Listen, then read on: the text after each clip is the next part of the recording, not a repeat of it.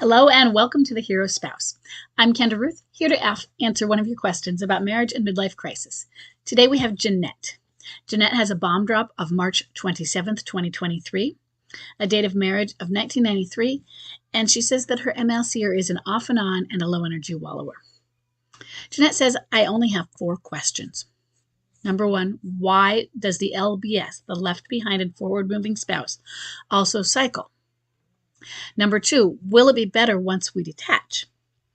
Number 3, is or how is the cycling related to or affected by the cycling of the MLCer?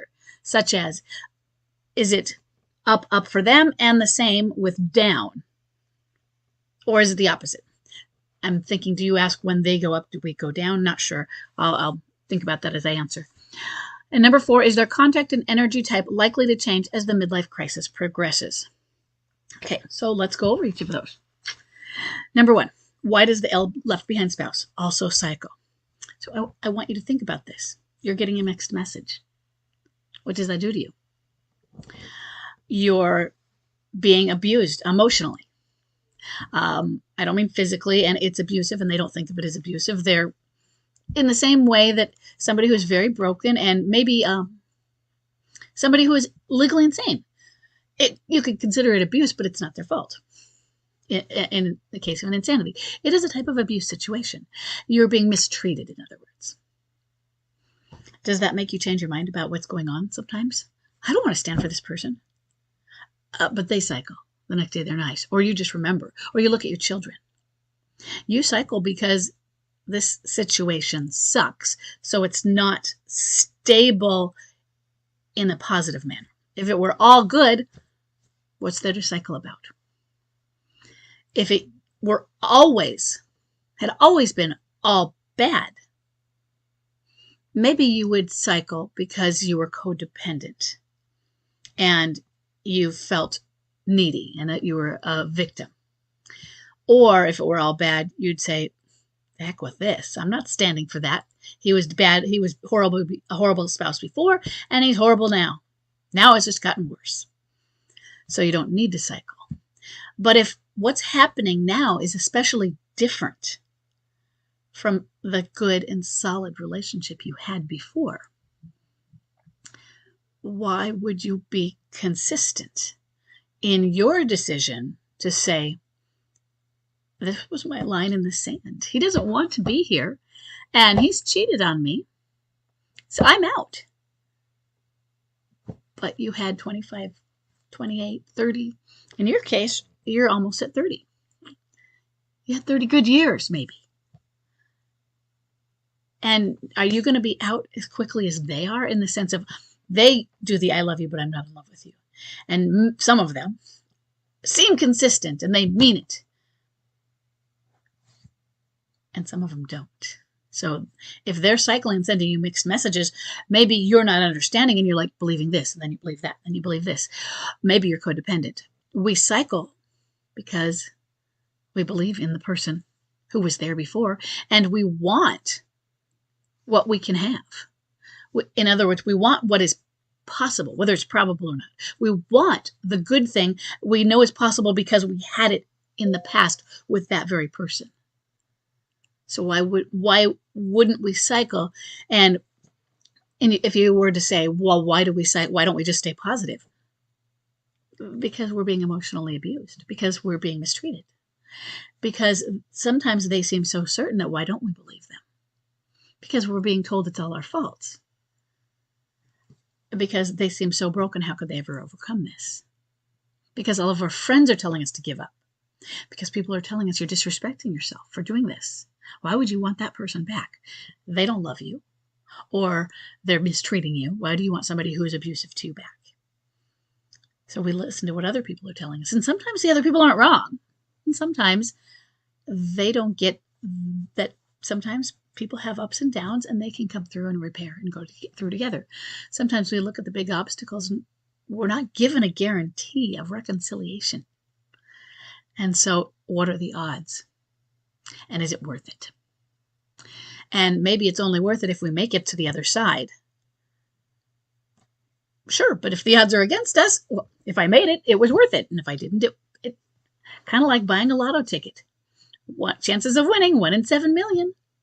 So should I buy one? Because we can almost guarantee I'm not going to win, right?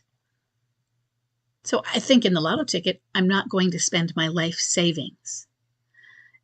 Even if my life savings is 7 million, should I go spend 7 million or buy 7 million lotto tickets, which might actually be depending on the cost of a lotto ticket, but should I buy 7 million of them? That doesn't guarantee that one of those 7 million will be one of them. It just increased my odds. I could get 2 of them. I could get 0. Was it worth it? What is it worth? What are you risking in standing? Are you risking that you're not going to find somebody else? Are you risking your children and their stability if you stay stuck and victimized? Or is standing for you part of healing and growing? And you're good either way. You want one way, but you heal and you're like, you know what? I can still stand because I still have a life. I still have my power. So I can do it. But you have to look at what your abilities are, and you might change your mind on those because I'm so scared and I'm so attached. Or then you're detached and I'm like, I'm so angry and I just don't care. So we cycle. Number 2, will it be better once we detach? Yes, it will.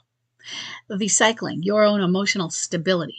You might change your mind occasionally, but cycling emotionally in the sense of lacking the emotional stability, that's what detachment does for you. That's what detachment is becoming emotionally stable. You detach yourself from being tied to someone else's emotions. And so that means if their emotions go up and down and yours aren't attached to them, think of it out in a literal way, your emotions aren't going up and down, they're detached. So yours stay here while the other person goes up and down. So you're more stable. So yes, it does get easier, it gets better. You are better able to make decisions about what you want from this relationship, about standing. So how is this cycling related to or affected by the MLCer cycling? I might have actually addressed that with number 1. When someone else is changing their mind all the time and their behavior all the time, from nice to monster to confused and scared, that affects how you are. And this doesn't mean that you're being reactive to them. It could be, but it's going to affect your responsiveness as well. We're going to respond differently to this sad person who is feeling depressed and hopeless, but maybe they're showing that to us in a caring way. I'm just so sad. I'm so scared. Versus the person who's showing either that or something else. Maybe they're avoiding their depression, or they can be low energy depressed, but still seething with anger. I just go away and leave me alone. They're the cornered animal, and they still want to be alone. They're the cornered animal, but they're angry, and they lash out at you. Or they're the high partier, and they blame you. You're going to respond to those in a different way, and that's going to give you different insight into them. And you may interpret things differently based on that. So you're cycling with that. Just even in a logical way of cycling, because your interpretations change based on what you see from them. And that makes sense. So it could be, you might go up with them if you are really attached. Or if they go up in energy, but it's still negative, you might go up in your negativity as well, or in your fears. Being detached is going to sever that. It's not an emotional connection we're severing. We are severing the attachment to the emotions in the sense that their emotions don't create yours. Is their contact and energy type likely to change as their MLC progresses? No. That doesn't mean we don't see changes, but your question was, is it likely? We typically see a low energy wallower is somebody who often in the beginning, not always, but often in the beginning, they try to be high energy replayer. So the first few months, you might think they're a high energy replayer, but it's low energy because the low energy wallower tries. It's a lot more fun to be high energy replayer. They are the bachelor party lifestyle. They go out and avoid their depression by fun things, their affair. So the limerence and the chemicals that are doing that, the drugs, sex, drugs, and rock and roll, I guess. It's a lot more fun. Even though it's destructive, it's a lot more fun to be that than to sit in your man cave or your little hidey hole and feel sorry for yourself and rock back and forth in a fetal position. Even if that's just a metaphor for what they're doing as depressed, it's not as fun. So low energy wallowers will try the high energy lifestyle and they just fail at it. Maybe it's because they have an alienator, but it doesn't work out. They try for an alienator and that person is never interested, or it just blows up and that person goes back to their spouse, whatever. Or they don't find someone. Now, you also said that yours is an off and on, and you asked questions about cycling. So you haven't given information because you've just asked questions, but without giving information about your situation. But I do have a question is, if you feel that your MLCer is cycling a lot, how do you know that if they're an off and on? Because usually for cycling, you would be seeing them more frequently or having some form of communication with them, which would mean that it's not an off and on. Otherwise, how do you know they're cycling? Is it for the grapevine? And what kind of cycling is it that you're seeing? We could have different kinds of cycling. Is it cycling changing their mind? But if they're changing their mind, are they not contacting you at all? And changing their mind could be something they do every 2 weeks, every hour, every 3 months. But with an off and on, you don't have contact with them. No texting, no voicemails. It doesn't mean if they try to contact you and you don't contact them back, that's contact. If you contact them and they don't contact you back, you don't have to count that. But if they contact you or if they respond when you contact, that counts. Anything coming from them counts. And it's not about emotional connection. Clinging is about emotional connection. Frequency is off and on, boomerang, vanisher. I said that out of order. But it's about distant, which is off and on or vanisher, or frequent, boomerang. If your MLC is a frequent contactor, frequent is subjective. So I define that by anywhere from multiple times a day to once every 2 to 3 months. If you hear from them once in, say, 3-4 months, I will go with you get a more distant contactor. So it's a spectrum. You can have an extreme boomerang, and well, this person's kind of almost a boomerang, almost an off and on. They're right there. You know, if it's every 3 months, they're right at the off and on level. If it's every 2 months, I'm like, okay, I'm putting that a little bit more boomerang, but they're getting that towards the more distant. Vanisher, you hear from once or twice a year. And that is, you hear from them, not you hear about them from somebody else, unless that person is giving you a message. Your spouse said, say this to her. But if it's, you hear from the grapevine, you hear the gossip, whatever it is.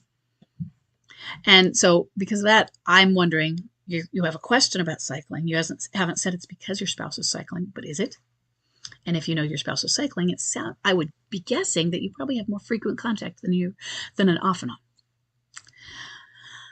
As for low energy, did your spouse try to do high energy?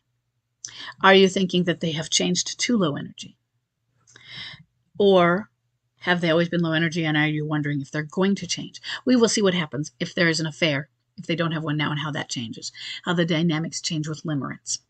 If they haven't been an off and on, but have been, so close to kind of almost distant, but a little more frequent than regular off and ons, we'll see. You are about 6 months in, 5 months. And I really set the contact type as more, not secure, but diagnosed, is after a year. I can often tell a clinging boomerang, but the rest of them, I want them to settle into this new life, and then we'll see after a year what they are. Not because they've changed throughout that year, but we've just been figuring it out, because oftentimes in this very, very beginning, the mixed messages are greater when they can see the light from the beginning, from the opening of the tunnel. So they haven't settled into what their actual contact type or maybe even energy level is yet. So it's not that they're changing types, they haven't settled into a type yet. Let's make sure I got everything. So I think that answers all of the questions you asked. Let me know if that was sufficient and if you have any more. And I will see everybody in the next question.